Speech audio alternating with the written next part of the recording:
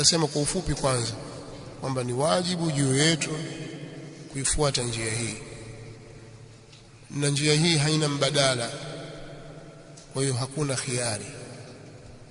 Kwa lazima mimi nifuate manhaji ya salaf bwana? Kwani nikiwa muislamu wa kawaida tu sitakwenda peponi? Swali litakuja, hiyo kawaida unayokusudia wewe ni ipi? Kwamba muislamu wa kawaida tu, muislamu wa kawaida ni yupi?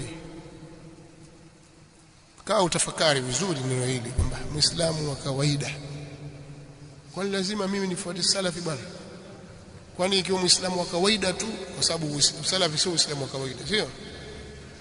Sasa kaa utafakari maneno yako, uyapime, uyaweke kwenye mizani, alafu uangalie uzito unachokisema kiko katika sheria. Wewe uislamu wa kawaida unaokusudia wewe ni upi?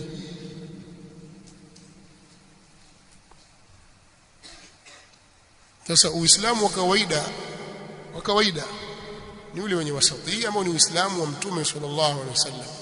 Hakuna ghulu, hakuna uzembe ndani yake, ni ule uislamu wa sawa sawa ambao ndio uislamu wa Mtume Muhammad sallallahu alaihi wasallam na maswahaba zake. Wewe waonaje uislamu? Je, wao walikuwa uislamu wao ni wa kawaida au ni kituko kwako? Lakini ule uislamu uliokuta nao baba zako na babu zako ndio waona wa kawaida, sio? Ule wa Mtume Muhammad sallallahu alaihi wasallam na maswahaba zake, ule ni uislamu wa kituko, wa kimaajabu.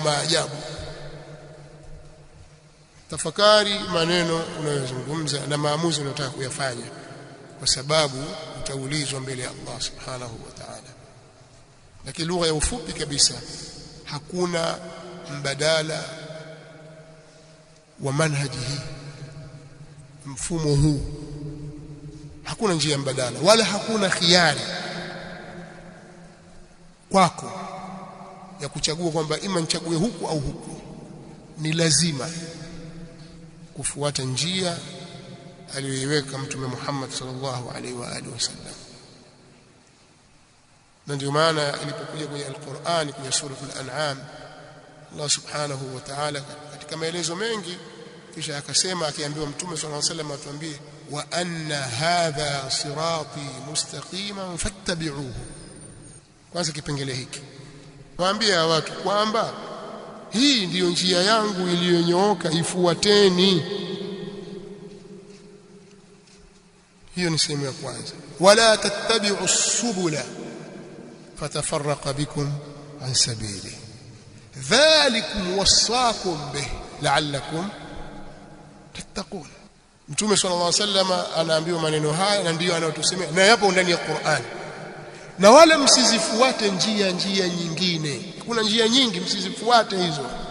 Zitawafarikisheni nyinyi, zitawagaweni nyinyi, na matokeo yake mtaiacha njia yake. Hivyo ndivyo mnavyoamrishwa. Wasia kwa maana ya amri, hiyo ni amri. Dhalikum wasaakum bih, hivyo ndivyo mnavyoamriwa, hivyo mnavyohusiwa kwamba mfanye. Hakuna kukata shauri, ni kufuata. Kwa ni wajibu